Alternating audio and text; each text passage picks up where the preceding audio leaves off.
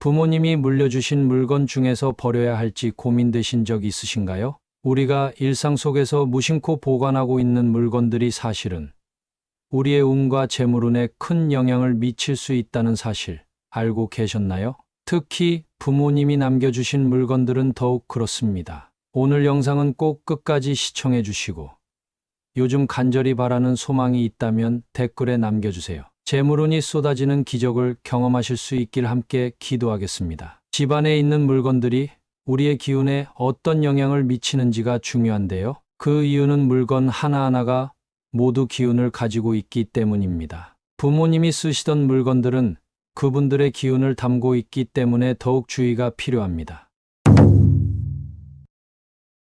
이 채널을 구독하시고 좋아요 버튼을 눌러주세요. 앞으로도 유용한 풍수 정보를 지속적으로 제공받을 수 있습니다.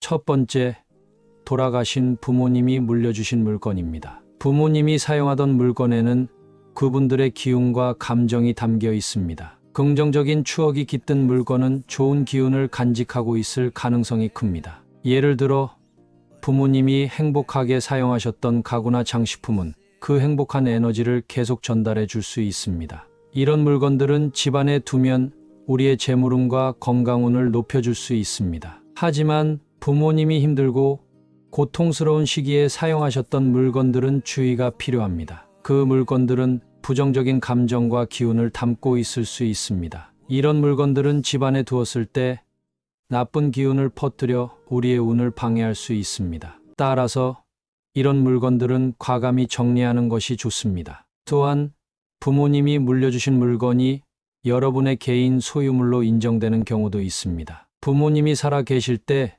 직접 여러분에게 물려주신 물건은 이미 여러분의 소유물로 간주됩니다. 이런 경우 그 물건에 대한 애정과 추억을 존중하며 사용하는 것이 좋습니다. 그러나 그 물건이 주는 기운이 부정적이라면 추억과 기운을 분리하여 생각하는 것이 필요합니다. 추억은 소중히 간직하되 부정적인 기운을 가진 물건은 정리하는 것이 바람직합니다. 마지막으로 물건을 정리할 때는 감사의 마음을 담아 보내는 것이 중요합니다. 물건을 버릴 때 단순히 버리는 것이 아니라 부모님의 사랑과 추억에 감사하며 보내는 것이 기운을 정리하는 데 도움이 됩니다.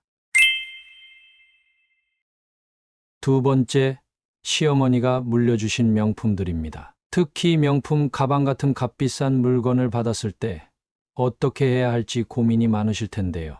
여기에는 몇 가지 중요한 사항을 고려해야 합니다. 먼저, 시어머니가 주신 명품 가방이 여러분에게 긍정적인 기운을 준다면 기꺼이 사용해도 좋습니다. 시어머니와의 관계가 좋고 그분이 주신 물건이 여러분에게 기쁨과 긍정적인 감정을 불러일으킨다면 그 물건은 좋은 기운을 가지고 있다고 볼 수 있습니다.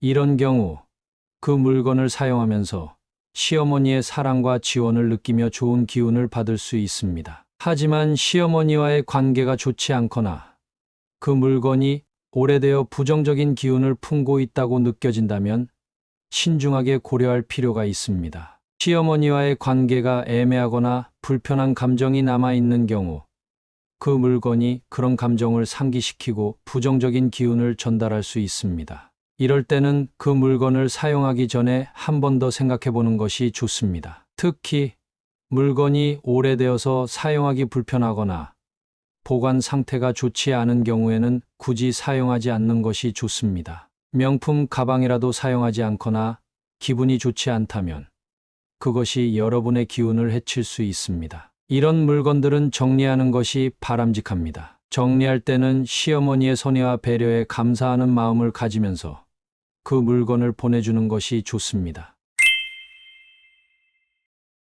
세 번째, 지인이 준 고가의 옷이나 물건입니다. 좋은 사람에게 받은 물건은 그 사람의 긍정적인 기운을 함께 담고 있을 가능성이 큽니다. 만약 여러분이 그 지인을 신뢰하고 존경한다면 그 물건은 여러분에게도 좋은 기운을 전달해 줄 수 있습니다. 예를 들어 성공한 친구나 행복하게 사는 지인이 준 물건은 그 사람의 좋은 에너지를 담고 있어 여러분의 재물운과 건강운에 긍정적인 영향을 미칠 수 있습니다. 하지만 공짜로 받은 물건에는 주의가 필요합니다. 아무리 좋은 사람에게 받았더라도 대가 없이 받는 것은 기운의 균형을 깨뜨릴 수 있습니다. 풍수지리에서는 에너지가 순환하는 것을 중요하게 생각합니다. 물건을 받으면서 작은 선물이나 감사의 표시를 통해 마음을 전하면 기운의 균형을 맞출 수 있습니다. 예를 들어 지인이 준 고가의 물건을 받으면서 감사의 편지나 작은 선물을 보낸다면